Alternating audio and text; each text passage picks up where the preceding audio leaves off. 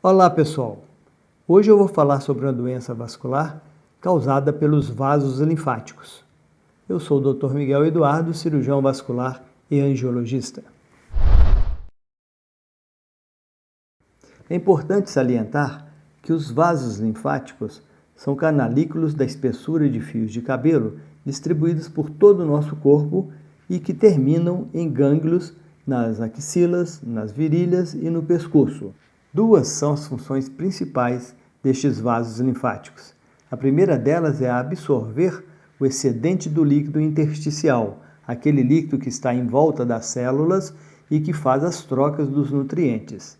A segunda função, muito importante também, é de impedir a progressão de infecções que vêm da pele através de traumatismos, das próprias erisipelas de repetição e das incisões cirúrgicas, entre outras. Na classificação dos linfedemas, nós temos dois tipos.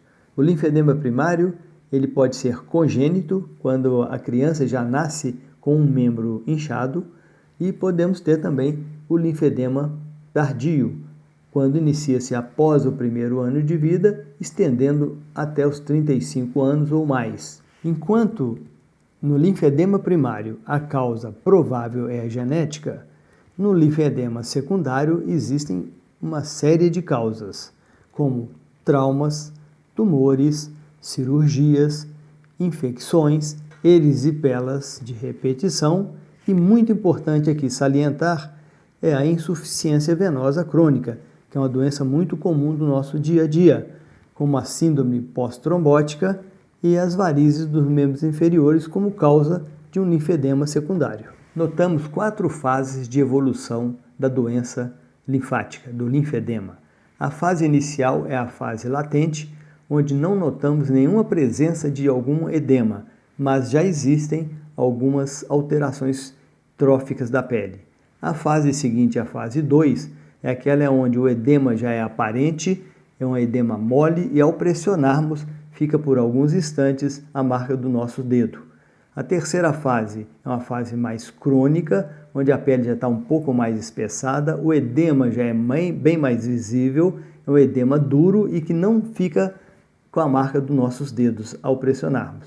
E a fase tardia, a fase 4, é a fase que às vezes já começa a formar aquela pele bem espessada, uma pele verrucosa, que nós chamamos até de elefantíase, com verrugas e às vezes até a drenagem de secreção linfática. O diagnóstico desses linfedemas ele é feito pela história clínica do paciente, pelo exame clínico do médico angiologista e através de um exame que é a linfocintilografia, que nos permite mapear todo o trajeto desses vasos linfáticos até os gânglios regionais. Com relação ao tratamento do linfedema, vai depender muito o resultado das fases em que se encontra a doença.